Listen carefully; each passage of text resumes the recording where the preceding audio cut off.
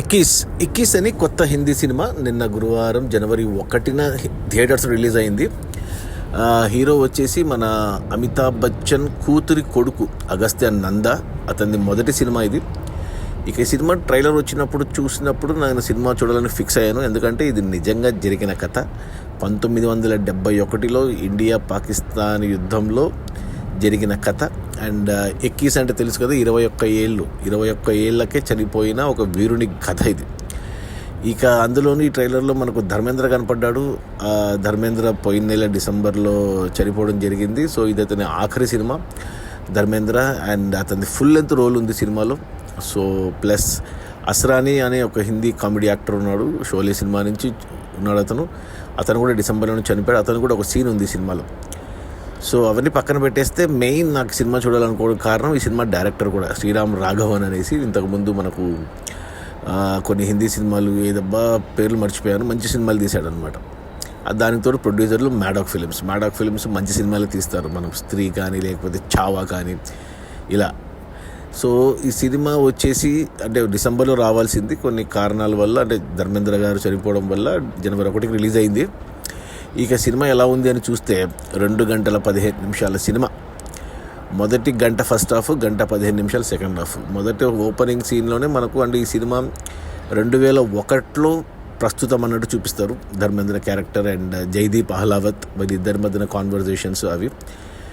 Flash back episode అంటే కొద్దిగా వెనక్కి ముందుకు జరుగుతూ 1971లో అంటే హీరో ఎవరైతే ఉన్నాడో అతను ఆర్మీలో ఉండి అతను ఏం చేశాడు, ఎలా జాయిన్ అయ్యాడు, అతని లవ్ స్టోరీ ఏంటి, అతని ఫ్రెండ్స్ ఏంటి, ఫ్యామిలీ ఏంటి, ఇవన్నీ కొంచెం 71లో సీన్లు, కొంచెం 2001లో ధర్మేంద్ర సీన్లు, ఇలా ప్లెజెంట్గా వెళ్ళింది సినిమా. నీట్గా అర్థమవుతూ అంటే మనకు తెలుసు ఇలాంటి సినిమాల్లో అంటే క్లైమాక్స్ ఏమవుతుందో తెలుసు. బట్ నేను క్లైమాక్స్ కోసం వెయిట్ చేస్తున్నా, అంటే ఎలా జరుగుతుంది ఇది అనేసి. సో ఫస్ట్ హాఫ్ గంట సేపు ఇదే నడిచింది. అతని సెటప్, అతని ఫ్లాష్ బ్యాక్, అతను ఎలా యుద్ధంలోకి దిగాడు, అంత చిన్న వయసులో యుద్ధానికి ఎలా పంపించారు, ఇవన్నీ ఇలా. ఫస్ట్ హాఫ్ వరకు ఒక పాట అయితే ఉంది, ఒకటి అది ఆల్రెడీ యూట్యూబ్లో వచ్చింది, అది పార్టీ సాంగ్. అది కూడా పర్లేదు, బాగానే ఉంది. అండ్ ఫస్ట్ హాఫ్ చూసేసరికి ఏమి అంటే యుద్ధ సన్నివేశాలు ఏమి లేవు, కానీ సెట్ చేశారు మొత్తం.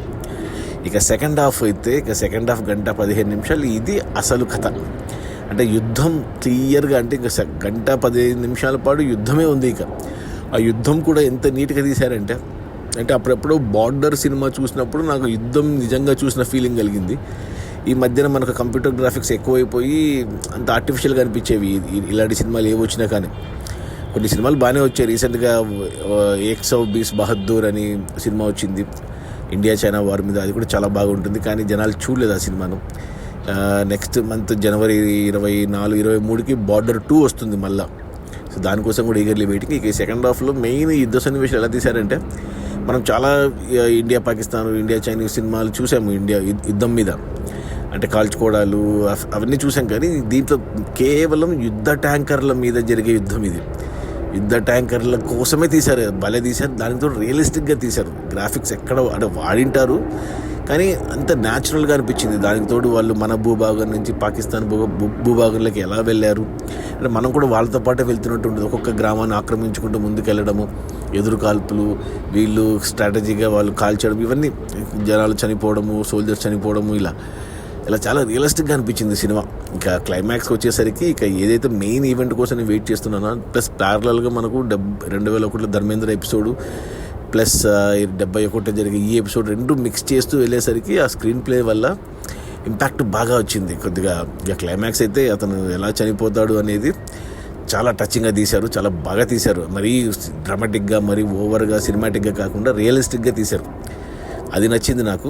ప్లస్ లాస్ట్లో తెలుసుకున్న విషయాలు ఏవైతే ఉన్నాయో అంటే అతను అంటే మనకు పరమవీర చక్రాలు అంటే మన ఆర్మీలో చనిపోయిన వాళ్ళకి ఇస్తారు అత్యున్నత పురస్కారం పరమవీర చక్ర. అలాంటిది అతి పిన్న వయస్కుడు 21 ఏళ్ళకే పరమవీర చక్ర పొందడం అనేది అసలు హ్యాట్స్ ఆఫ్ టు హిమ్. సోల్జర్కి అతని క్లైమాక్స్లో అతని ఒరిజినల్ ఫొటోస్, ఈ హీరో ఫొటోస్ చూపిస్తే చాలా మ్యాచ్ అయింది. ప్లస్ నేనేమనుకున్నానంటే ఈ ధర్మేంద్ర అండ్ జైదీప్ అహ్లావత్ క్యారెక్టర్స్ ఈ ఫిక్షన్ ఏమో అనుకున్నాను, ఆ సినిమా కోసం యాడ్ చేస్తారనుకున్నాను. కాదు, ఇది నిజంగా జరిగింది.